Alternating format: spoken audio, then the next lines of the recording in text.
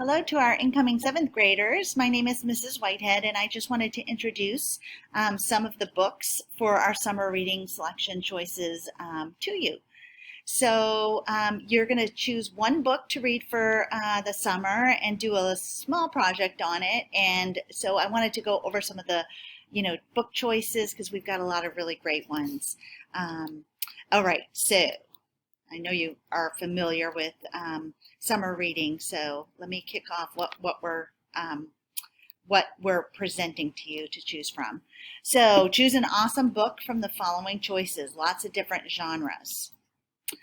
I know you guys have read some Kwame Alexander, and I believe he's one of your favorite authors from Center School. He is absolutely one of our favorite authors as well. This book, Swing, is amazing. Let me play this little video clip and see if this would be of interest to you to read.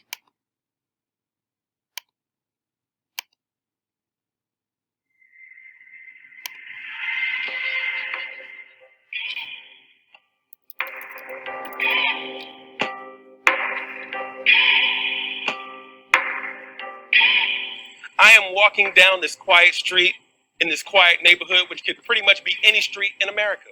A place where best friends walk to school together, shoot hoops together, take some swings at life, share secrets, explore what's possible, and dream about choices and chances that they'll take.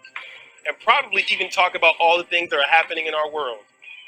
Kind of like those flags Walt and Noah see popping up all over the place.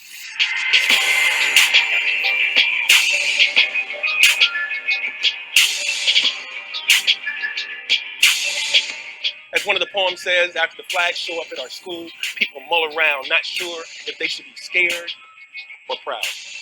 Walt seems to believe that the flags signal a need for people to wake up and act in the world and hug life.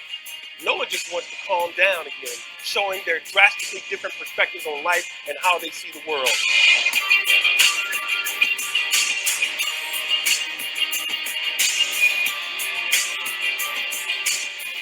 I mean, it's hard to wrap our minds about all the things that are happening in our world, especially the things that should never happen.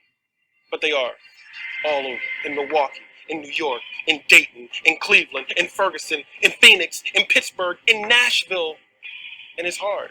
It's confusing. And everyone is looking for a little more peace, a little more joy. So we must be like Walt. We must take a little bit of good and stretch it as far as it will go.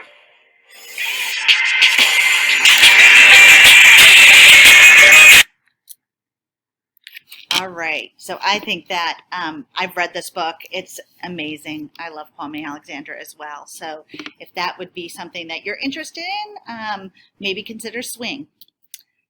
Oops, let's see.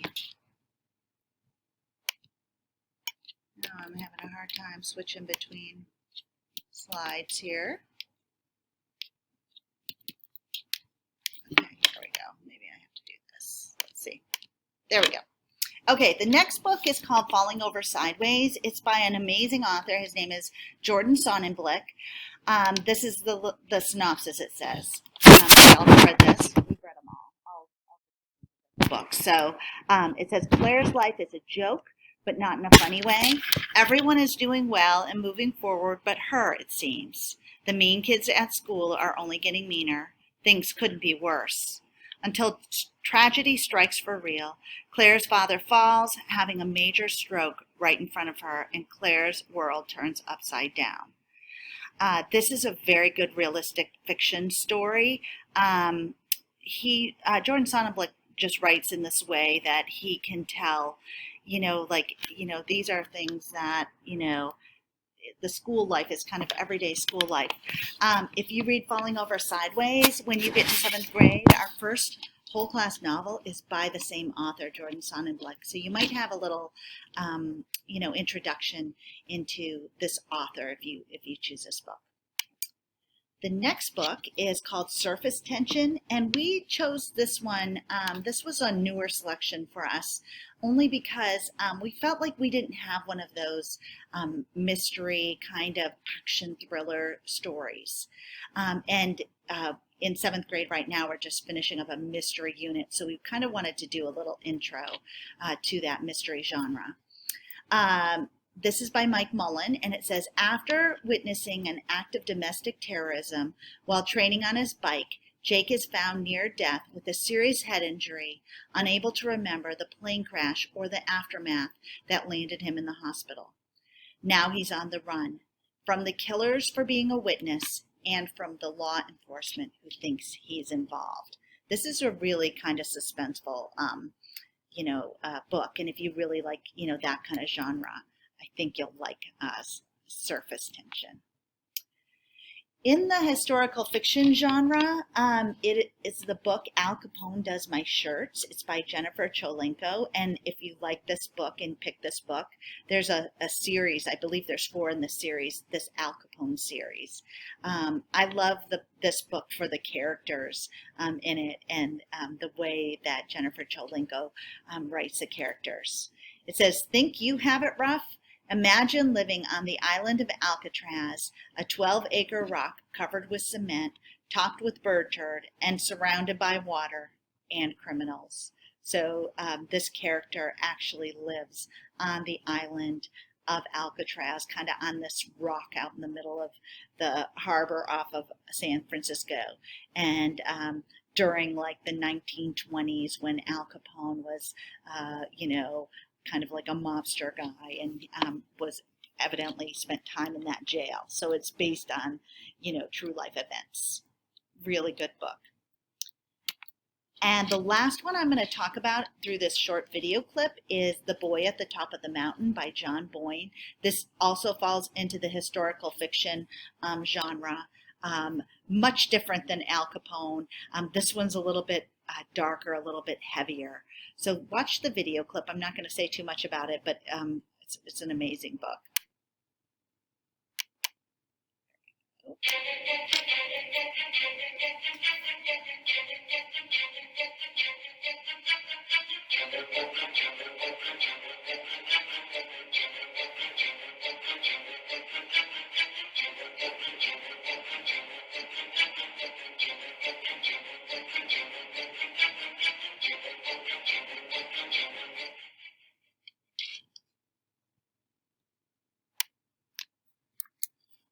Even that music kind of gives it this, dark kind of feel to the book. A little bit of a heavy book based on this young boy who Hitler befriends, and it brings him, all kinds of problems and things like that. Another great historical fiction. So I'm going to stop right there. Mrs. St. Ange is going to introduce the rest of the books to you, and we cannot wait to meet you next year. Thank you. Hello, future 7th graders. My name is Mrs. St. Ange, and I'm going to talk to you about the rest of the summer reading choices. Next on our list is Refugee by Alan Gratz. He is such an awesome author, and his books are just flying off the shelves, so we thought it would be perfect to include one of his books as a summer reading choice. Here's the write-up for it. 3 kids on harrowing journeys, facing unimaginable dangers, from drownings to bombings to betrayals, in search of refuge. I actually have a book trailer for it that I'm going to play for you. My name is Joseph Landau, and I am a Jew. The Nazis have ordered my family to leave Germany. We have a few days to get out, or we will be sent to a concentration camp. We are going to meet my father in Hamburg and board a ship to Cuba. Cuba isn't safe anymore, Isabel, my father tells me. There are riots throughout Havana. People are starving. In order to survive, we must reach America. We leave tonight, and nothing is left after an airstrike destroys our apartment in Aleppo. Everything we own is in these backpacks. We're trying to reach the border of Turkey, and from there find a smuggler who can get us into Greece. Once we're there, we can be granted refugee status. If we make it, we'll be safe. If we make it, we'll have a new life and freedom. Look for Refugee at your Scholastic Book Fair.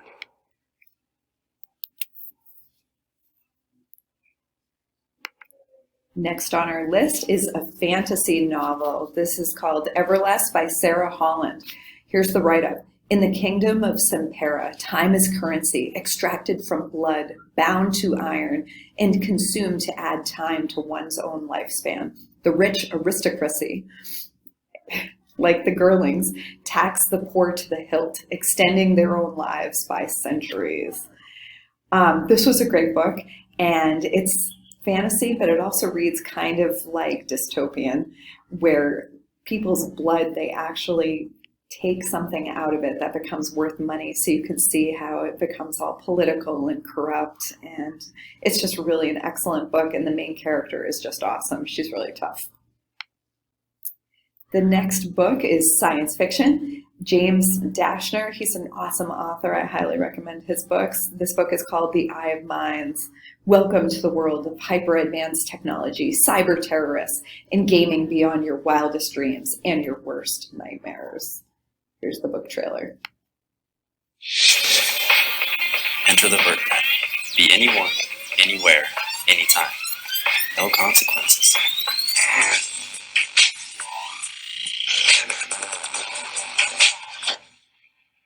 But things are changing.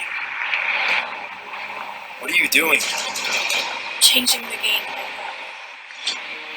But it's just a game. No, it's not. Not anymore. But things are changing. But things are changing. And the virtual is becoming a reality. That was a cool book, and it has an awesome surprise ending, which I'm obviously not going to say, but just because of the ending, we had to get this list on this book on the summer reading list because it's awesome. Okay, the next book, Rewind by Carolyn O'Doherty. A small group of teens has the ability to actually stop time and rewind it to review past events. Spinners, that's what they're called, are used by law enforcement to help solve crimes. The price, living in compounds separated by society for protection and only being able to live until the age of 20. So these kids are getting used for this power they have to rewind time. And so you can imagine how if you go to a crime scene, if these spinners just come in and they rewind it, they can watch the whole crime take place. So they're helpful with crime investigations. But anyway, very cool book, really fast-paced. So those are all your choices. You need to choose just one of them. And what you're going to do is you're going to read your book really closely and write sticky note annotations as you read. I understand that you did a lot of sticky notes on the computer. We want you to actually get a little packet of sticky notes, write your annotations, and stick them into the page of your book this summer.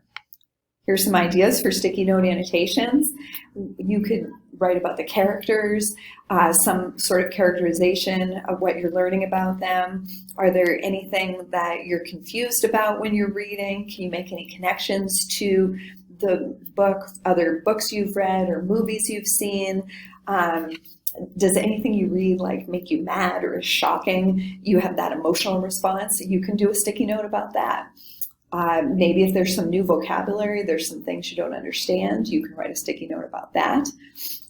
Any observations, any thoughts about the author. Basically, what we want you to do is to interact with the reading, engage. Is there any figurative language that you see, some awesome imagery, some symbolism?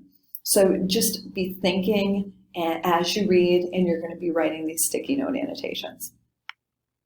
Step 3, we have a graphic organizer sheet that we want you to complete that has some basic information, just story elements, so that you're proving to us that you've read and that you understand the book. You're going to be getting a packet that looks like this, and this is the graphic organizer that we're talking about. So you're going to have to think about such things as who's the narrator, what's the point of view, is it first person, is it third person, what's the setting, who are the main characters, and describe them a little bit. What's the main conflict of the story? What are some events that help make up the rising action of the story? What's the climax, that highest point of the story? And then what comes after the climax, the falling action and the resolution. This is just to remind you what story structure looks like. And here are some more ideas for sticky note annotations. That's going to be in your packet as well, just to remind you of what to be looking for as you read. So as you read, sticky notes, and then after you read, you need to complete this graphic organizer, and you're going to bring it to school on the first day of school, and you're going to give it to your language arts teacher. Okay, that's all we have. I hope you have an excellent summer, and if you're liking your summer reading book, feel free to read some of the others on the list because they're all excellent books. Thank you. Bye.